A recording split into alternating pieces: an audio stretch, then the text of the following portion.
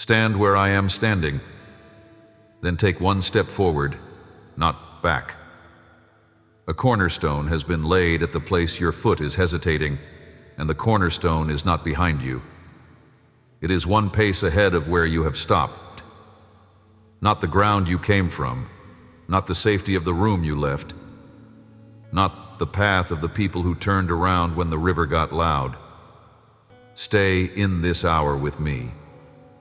Before these words finish, I am going to show you why the longing to retreat has felt so spiritual when it has not been. And I'm going to put in your mouth a single sentence I once handed to an old man on the bank of a river he did not want to cross. A sentence that will steady the foot you have been keeping lifted, ready to flee for far too long. I have not asked you to go back. I have asked you to go through. I see you. The looking over the shoulder has become a posture in the body, not only a movement of the eyes. A wife who left a long marriage that was quietly killing her keeps glancing backward at the kitchen she walked out of, because the kitchen was familiar even when the kitchen was unkind. There is a son who finally said no to a parent's manipulation and has been sleeping poorly ever since, because the no is the right answer, and the no is also lonely. A young one quit a degree that was wrong for her at the cost of 2 years of tuition, and now walks past the campus on errands, pulled by the gravity of what she has paid for. An older one stepped out of a friendship circle that had been mocking what mattered to him most, and his phone is quieter now, and the quiet has begun to argue with him. A father finally turned away from the bottle, and his hands shake in the late afternoon, and the bottle still knows his address. None of those doorways close as cleanly as the book said they would. Where a person leaves a track inside them, a path the foot still knows by heart, a way home that was not home, a comfort that was not comfort, but was at least familiar. The track is real. The pull along the track is real. None of that pull is hidden from me. I have been walking the new road one pace ahead of you, looking back over my shoulder at the foot you have not yet decided to set down. No impatience rises in me about how slowly that foot has come forward.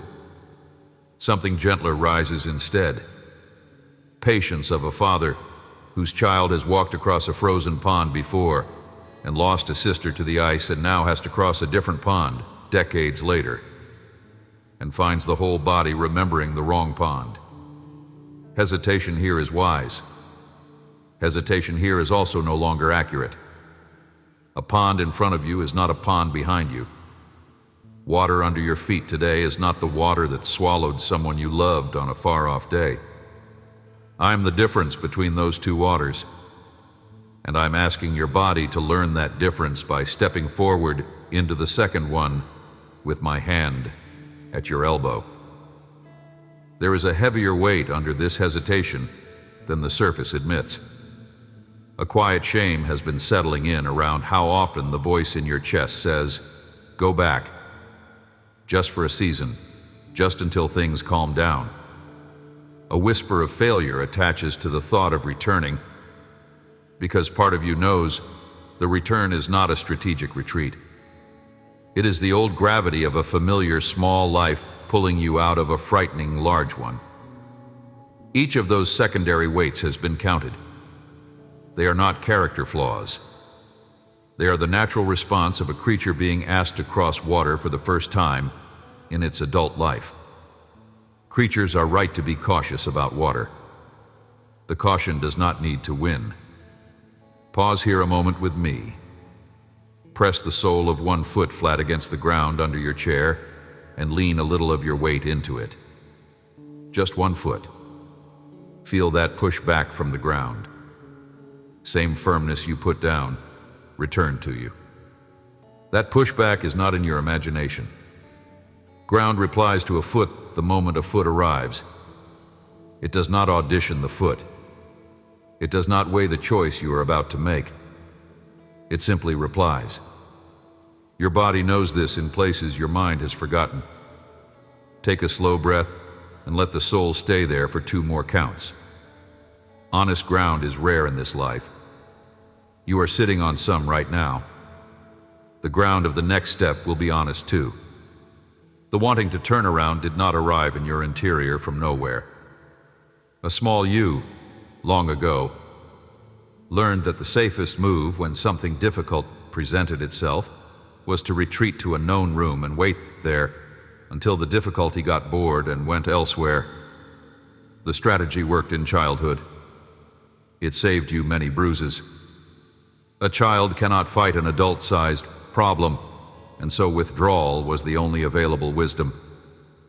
But the strategy got fused somewhere in the rooms of your formation to the idea that all difficult moments are best handled by retreat. And your adult life has been quietly executing the strategy of a child long after the child's body has gone. A grown-up cornered by a hard season is not a child cornered by an angry parent. The grown-up has options the child did not have. The grown-up can step forward. None of those early teachers were me. A few of them loved you and were simply protecting a small body with the only tool they had. Others used your habit of retreat to keep you available for their convenience. Both kinds of source produce the same misshapen instinct, that going backward is the godly response to fear. And that instinct has been costing you years. Set it down for the next minutes. Tilt it face down on the small table beside you while I describe what going forward in my company actually looks like, and why the going through is the path home rather than the leaving of it. Somewhere in the rooms of your formation, a quiet theology took root that confused obedience with retreat. The piety that was handed to you said the brave move was the patient one, that the patient one was the quiet one, that the quiet one was the still one, that stillness meant not stepping anywhere at all. A whole generation of believers got taught a kind of waiting that looks identical, from the outside, to standing still on the wrong shore. You absorb the teaching the way bodies absorb anything repeated often enough. The retreat began to feel like devotion. The not crossing began to feel like trust. That is not what I have ever taught. That has never been what I have taught. The picture of obedience you have been carrying inside your ribs, a folded armed believer waiting beside the river for the water to dry up before stepping in, was painted by hands that were not mine. A few of those hands meant well. They were protecting you from the disappointment of moving forward into water that did not part the way the storybook said it would. Others used the picture to keep you small, because a believer who never crosses a river is a believer who never grows beyond the reach of the people who already control her. Either source produced the same falsified portrait, and that portrait has cost you many crossings. Lean the picture against the wall. I'm the kind of father whose obedience looks like motion, not paralysis, in the season when motion is what the moment requires. Obedience is not always stillness. Sometimes obedience is the foot lifting. Sometimes obedience is the body crossing water it did not choose to be near. Sometimes obedience is the long walk forward into the room you have been avoiding because the room is hard, the room is unknown. The room belongs to a chapter you cannot yet read. The disciples I have used most have rarely been the disciples who managed to stay in the same village their whole lives. They have been the disciples whose feet kept finding the next square of ground I lit for them, even when the next square was past a stretch of dark water. Picture briefly an old man at the edge of the Jordan, in flood season, around 80 years old. His teacher had died on a mountain 1 week earlier, the grief unfinished. The crowd behind him a generation that had never known any other leader. Brown water, swollen, loud, no bridge, no boats, just a plan to walk in. A long stretch passed before any foot moved. A perfectly good wilderness sat behind him, known, daily, manageable, with another man who had carried the weight of every hard decision for 40 years. To step in was to leave the only home a younger version of him had ever fully known. To step in was to lead without the man who had taught him how to follow. I let that silence stretch until the longing to retreat became unmistakable inside him. Only then did I come close, in the morning, with the sentence I am about to put in your mouth as well. This is what I said. Joshua chapter 1, verse 9. Have I not commanded you? Be strong and courageous. Do not be frightened and do not be dismayed, for the Lord your God is with you wherever you go. Move through it slowly with me. There is more living inside this sentence than a fast reading will let you reach. Read the opening phrase first. Notice the form. A question is the shape of it. But no real question is being asked. It is the kind a father asks a son when the son already knows the answer and has been pretending not to. Gentle in tone, firm in the floor underneath. You have known what I asked of you. Not knowing has never been the obstacle. Wanting to be commanded again in a softer voice has been. Wanting me to negotiate the terms, wanting me to admit that the original calling was perhaps a misunderstanding. There is no misunderstanding. My command is still standing. I am only making sure you remember it before you step. Be strong. Hear the verb, not find your strength. Not generate strength on your own. Be strong. Strength is already in you, or on its way to you, or held in my hand in a quantity you will need exactly the moment your foot touches the water. My instruction here is not to manufacture courage from inside an empty chest. My instruction is to inhabit the strength I have already placed within reach. A son does not strain to be his father's son. He simply is. Being it is the access to it. Be strong, the way a son simply is, and courageous. Notice that strong and courageous are not the same word. Strength is capacity. Courage is willingness to use capacity in the presence of fear. A strong person can still refuse to step. A courageous person steps with the strength fully visible to themselves and steps anyway. Rivers are not crossed by strength alone. Rivers are crossed by willingness to bring strength to the bank and use it. Courage is the bridge between the muscle and the motion. Do not be frightened. Read it as I spoke it, without raising my voice. It is not a scold. It is a soft hand of a father over the shaking shoulder of a son. Fear will arrive at the bank. Fear is allowed. Fear is not the disqualification. My instruction is not to feel no fear. My instruction is to refuse to be governed by it. You can be afraid and still cross. Many of the bravest people who have ever walked my roads were afraid every mile. They simply did not turn around.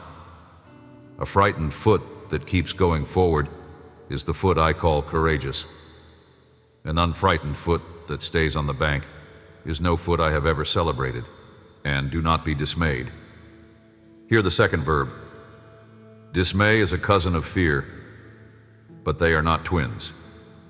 Fear is response to a visible danger ahead.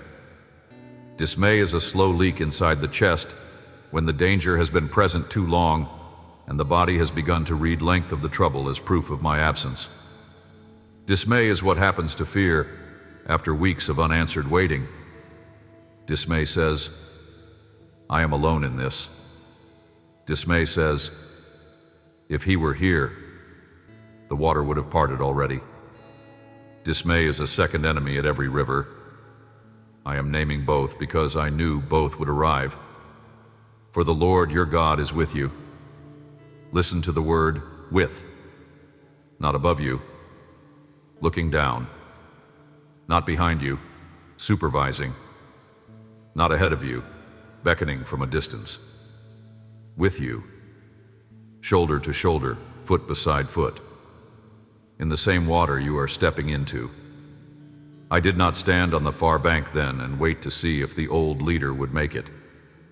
My ark went into the river with the priests, sat in the middle of the riverbed, while every member of the nation walked past it on dry ground. My presence was in the water with the people, not safe on dry land waiting for them to arrive. That is the with you the verse is speaking about.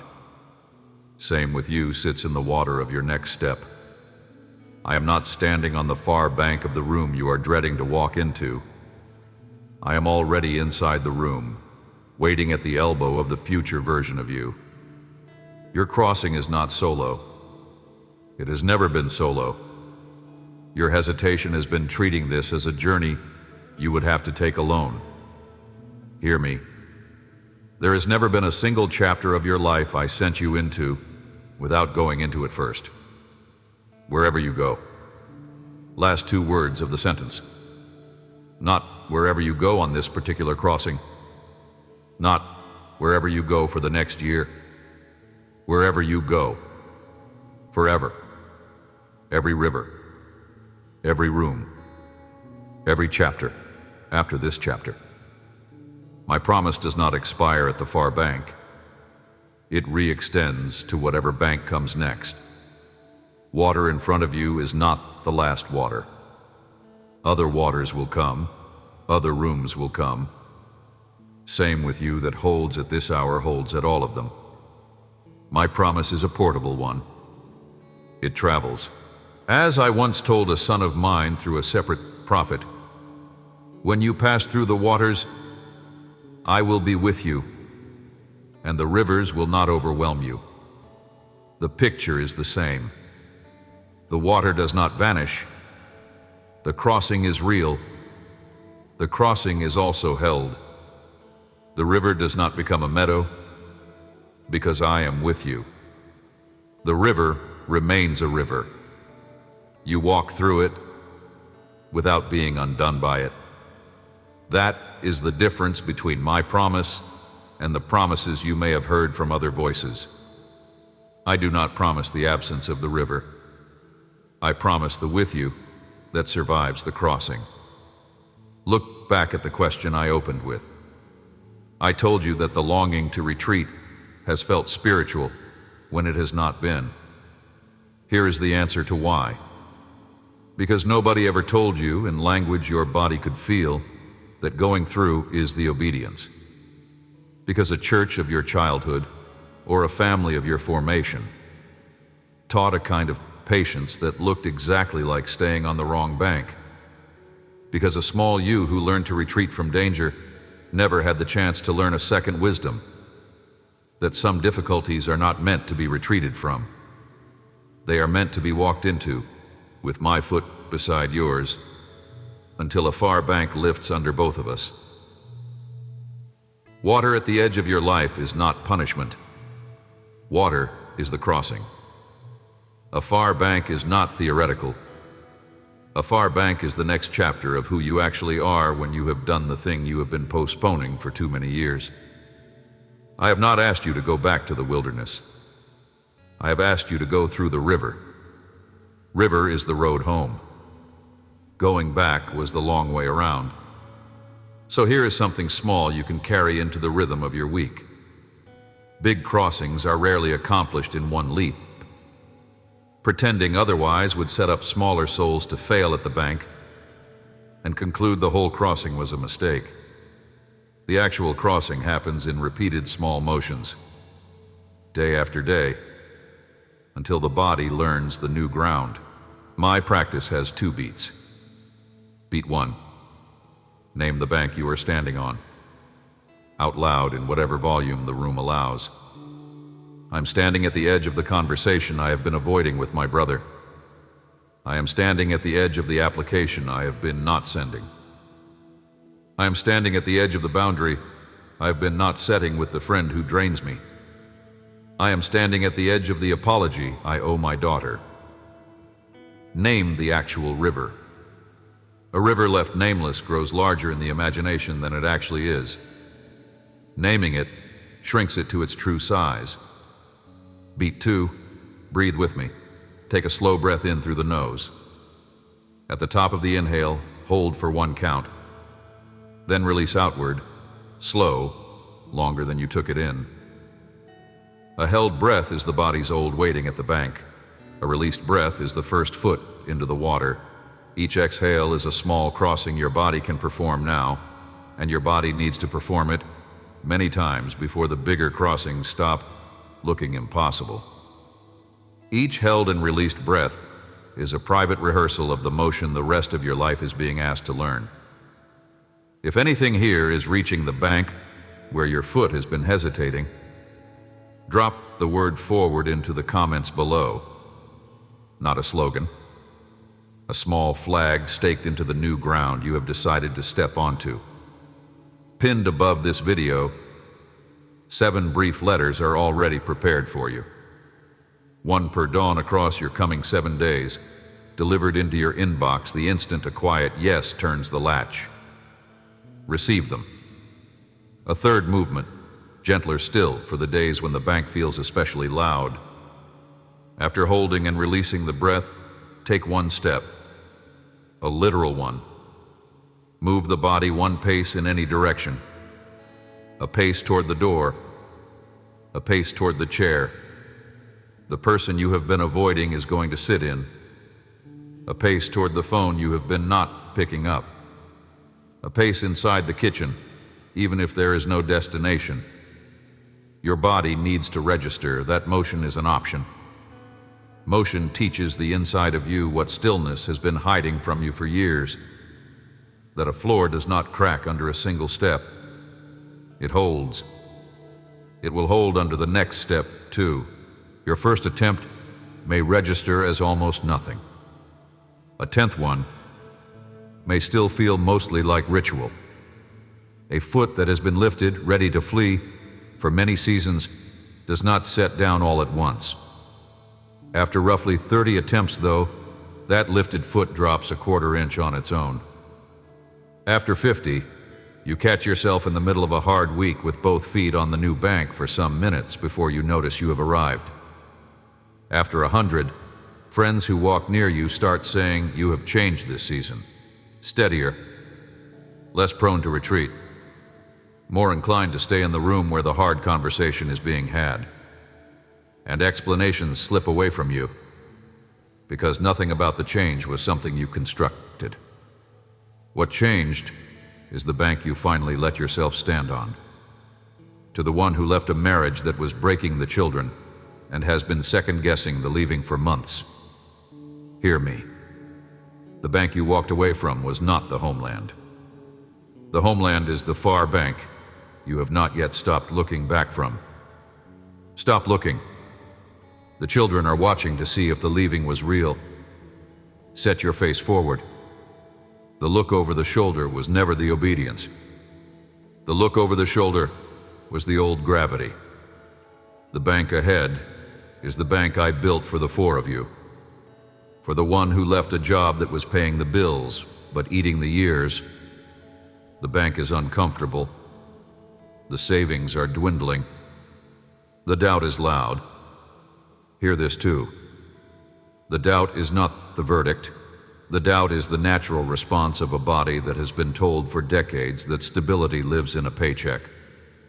The stability lives in the with you of the one who is with you wherever you go. The paycheck is a useful tool. It is not the bank. The bank is me. Walk forward. The next provision is 1 step into the water, not 1 step back into the chair you climbed out of. To the parent of an adult child whose road has frightened you, and whose first instinct each morning has been to call the child back to your kitchen and rescue the child from their own crossing. Hear me clearly. Your child has their own river. You do not get to cross it for them. The going back you have been negotiating in your head is not love. It is the old gravity of being needed. Set your face forward. Walk your own bank. Pray for your child from the far side, not from the side they cannot grow up on. They will cross when they cross. Your job is not to be the rope behind them. Your job is to be one of the voices on the far bank cheering when they arrive. For the one who has been clean from a thing, the bottle, the pill, the screen, the relationship that was costing pieces of you, and has been hearing the old voice in the late afternoon, the voice that says, just one, just this once, just to remember how it used to feel. Hear me gently. That voice is the gravity of the bank behind you. It is not your enemy. It is not your friend either. It is a current that wants to pull you back into a river that was drowning you. Stand where I am standing, not behind you, not at the bottle. Here, one step forward. The afternoon will pass. The voice will quiet. The next afternoon will be a quarter-inch easier. The crossing is 1,000 small steps, not one grand march, and you have already taken most of them. To the one who came out of a religion that was using fear as the door, a religion that taught you a smaller God who needed your perfect obedience to stay interested in you, and you have not been able to walk into a church since because the buildings still smell like the cage. Hear this too. Your going through is not a particular building. Your going through is into a wider room of who I actually am. Do not let the disappointment of one teacher tell you the whole house is the same. A wider room is a father who has been waiting for you the whole stretch. You can take your time. You do not have to walk into a building this Sunday. You only have to set down the idea that my door is the same door as the one that hurt you. My door is different. My door has always been different. My door opens. Many of my most loved sons and daughters spent years between the cage and the wider room before they could trust either was real. The waiting between is not failure. It is the time the soul needs to learn the smell of the new room. Take whatever stretch of that you need. For one of you currently walking through a season of unusual comfort, bills paid, body cooperating, family at peace, receive this last note before I close. Comfort has its own kind of bank. A long stay at the comfortable bank can quietly persuade the soul that crossings are for other people. They are not.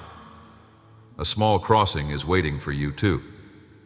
A generosity you have not extended, a conversation you have not begun, a vocation you have been postponing because the comfortable bank has been so pleasant. Same with you, that holds for the frightened one, is offering itself to the comfortable one. Step.